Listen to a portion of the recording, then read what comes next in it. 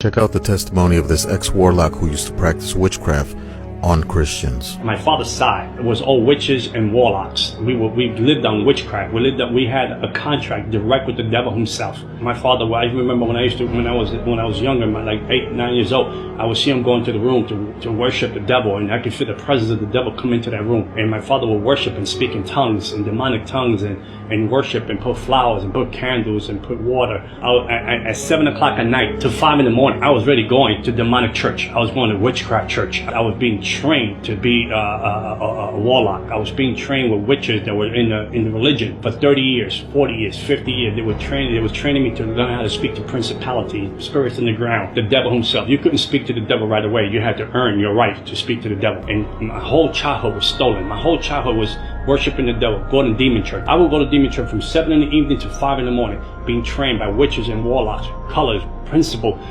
rights. Who owns this region? Who's in this region? Who's running this principality? What principality name is this?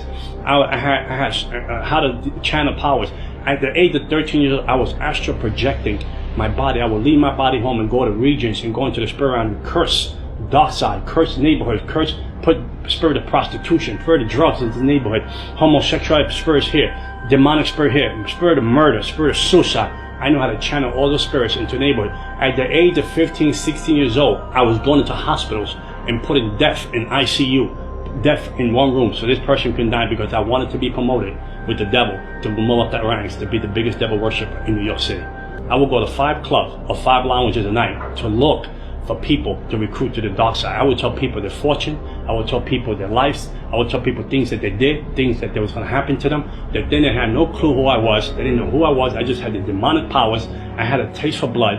I would kill animals and drink the blood every week. If I didn't have time to buy an animal, I would cut myself and drink my own blood. The ring of the people that I was with that was in this demonic world, doctors, lawyers, principals, judges, police officers, they were all into witchcraft. There was all, even singers today that are very well known. I would move principalities from that region to control demons on the ground, to operate the church, to cut down the church, to cut down the growth of the church, to cut down the opportunity for people to get saved. I would be drunk. I'd come out of a club and I would have demon possessed, drunk. I would stand in the middle of the street and say to God, come down. You want some of this? You want me to slap you in your face? You want me to spit you in your face? You come and mess with me. If I tell you I was going to kill you in 30 days, you prepare your funeral. You was going to die in 30 days.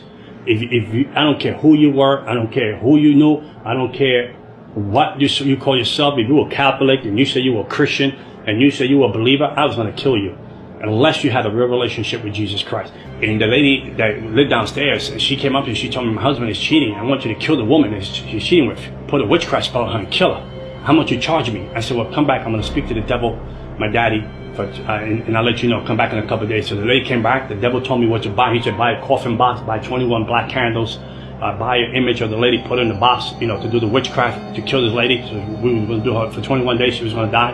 After 21 days, we were going to do her funeral. So when the lady came to me, I said, I'm going to charge you $10,000. I told her to kill the lady. She said, sure. She said, I tell you what, I know you. You've been good to me. I go to your house parties. Give me $7,000. I'll give you 30% off. I said, I'll kill her. I give me 30%. I take 30% off the 10. Give me 7,000.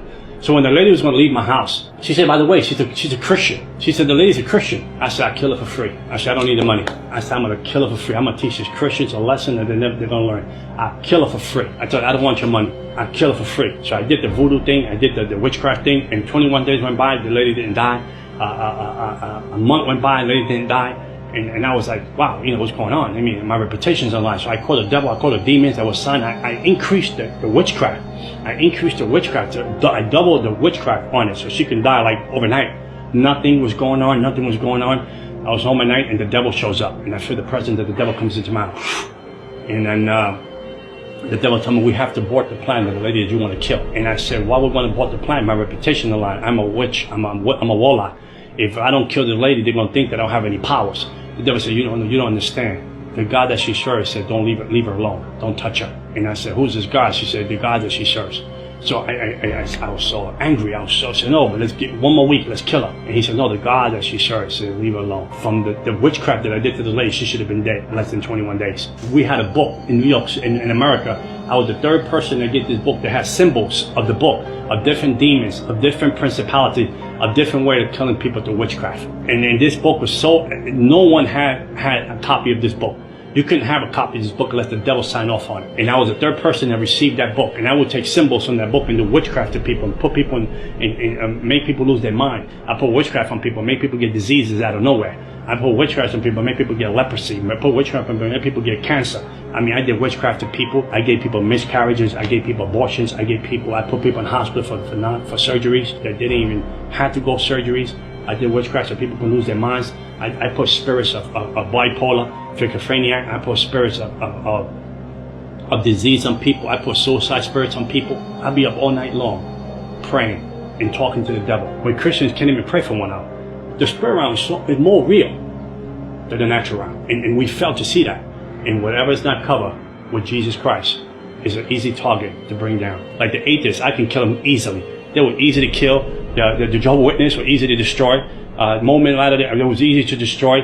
The people that will walk around and say we don't believe in the devil, they were easy to destroy because they will not seek any spiritual help. I brought Christians to their knees, not to prayer, because they had no power. It wasn't because your God wasn't all powerful.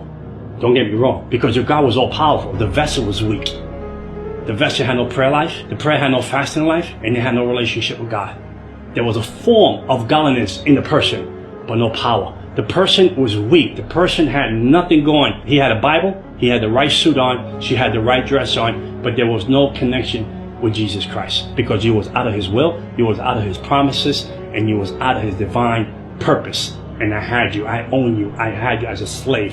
I broke you, I put witchcraft on you. I kept doing that to Christian after Christian after Christian, after families, after churches. I chased everything down that represented the cross of Jesus Christ. For we wrestle not against flesh and blood, but against principalities, against powers, against the rulers of the darkness of this world, against spiritual wickedness in high places. For though we walk in the flesh, we do not war after the flesh.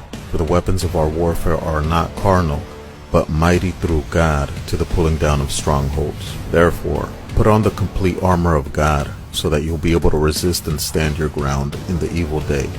And having done everything, to stand firm. So stand firm and hold your ground, having tightened the wide band of truth around your waist, and having put on the breastplate of righteousness, and having strapped on your feet the gospel of peace in preparation. Above all, lift up the shield of faith, which you can extinguish all the flaming arrows of the evil one, and take the helmet of salvation and the sword of the Spirit, which is the word of God.